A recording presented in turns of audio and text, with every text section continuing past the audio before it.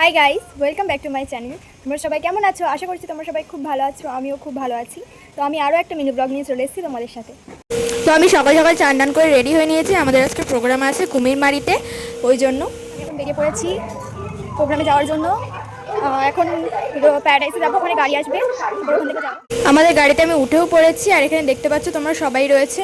তো আমরা ধামাখালি ঘাটে পৌঁছে গিয়ে লঞ্চে উঠে পড়েছি। এবার লঞ্চে উঠে খুব খিদে পেয়ে গিয়েছিল, ওই জন্য একটু খেয়েও নিচ্ছিলাম, বাড়ি থেকে খাবার এনেছিলাম।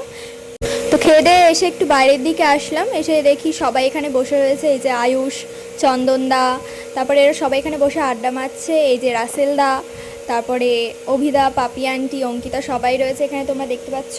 তো আরও যারা ছিল তারা কেউ কেউ নিচে ঘুমোচ্ছে, কেউ নৌকার ধারে বসে রয়েছে। তো এটা ছিল রায়মঙ্গল নদী, আর তোমরা দেখতে পাচ্ছ যে জাহাজগুলো দাঁড়িয়ে রয়েছে, ওইটা হচ্ছে বাংলাদেশ। আর এত সুন্দর হাওয়া দিচ্ছিল, তাই জন্য আমি বাইরে এসে দাঁড়িয়েছিলাম। তো এখানে সবাই বলছিল কুমির কুমির, কিন্তু আমি আদেও কুমির দেখতে পাইনি। আমরা প্রোগ্রাম স্পটে পৌঁছেও গিয়েছি, আর দেখতে পাচ্ছ তোমরা সবাই মোটামুটি রেডি হয়ে গিয়েছে এখানে। বিবাহ সম্পন্ন হয়ে গেছে, স্বামী স্ত্রী।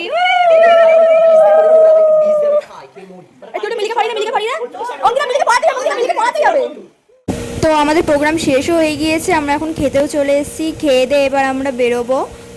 গাইস, আমরা এখন একটা গান করতে চলেছি। গানটি হলো 1 2 3 কচু বনে হেগে দিল কালুলি করে। গেরান হয়ে গেছে আজকে। কিছে পে ধান দেবো মেপে ধান। দূরে গা থেকে যাচ্ছি, মনে দেখতে। তোমরা দেখতেই পাচ্ছ আমাদের ক্যামেরায় কি পুরো ধরা পড়বে। এই তো বুঝা সো হন্টেড। ও তাই, ওই শেওড়া গাছে কি কেউ ঝুলে রয়েছে। এই সত্যিকারে যদি ক্যামেরায় ধরা পড়ে, যদি সত্যিকারে এখন বাঘ চলে আসে তাহলে কি আমাকে বাঁচানো যাবে? আমাকে খাবে না, বাঁচানো যাবে? শেষের দিকে নেবে। হাঁটুকুটি নেবে না, ওর বাবাকে এই হাঁটুকুটি নেবে না। খোঁজ হবে আমাদের। আমাদের ডাক্তারের জন্য পরে লাগবে, এখন লাগবে না। এই বউ না।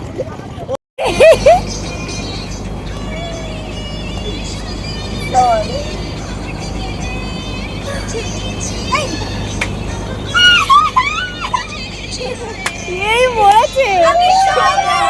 তো লঞ্চে উঠে আমরা একটু পাগলামি করে নিচ্ছিলাম, সবাই পাগলের মতো নাচ করছিল, আর তারপরে সবাই ক্লান্ত হয়ে পড়ে গিয়েছিল বলে ঘুমিয়েও পড়েছিল। তো আমি এখন বাড়িতে যাচ্ছি। তোমরা আমার অবস্থা দেখতেই পাচ্ছ, চোখটা খুলে গিয়েছে, এত ঘুমিয়েছি তাই জন্য। তো আমরা ওখান থেকে খেয়ে দিয়ে বেরিয়ে গিয়ে তারপর আবার লঞ্চে 3 ঘন্টা লেগেছে।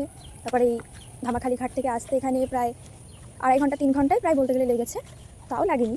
তা চলো তোমাদের সাথে বাড়িতে গিয়ে কথা বলেছি। তো আমি বাড়িতে এসেছি, বাড়িতে এসে একটু হালকা ফ্রেশ হয়ে নিয়ে ড্রেসটা চেঞ্জ করে ফেলেছি। তো এবার একটু ঘুমাবো, তারপরে 9টা থেকে পড়া আছে, পড়তে চলে যাবো। তো আজকের মিনি ব্লগটা এই পর্যন্তই। তোমাদের কেমন লেগেছে অবশ্যই জানিও, আর ভালো লাগে প্লিজ লাইক সাবস্ক্রাইব করে দিও। So tata.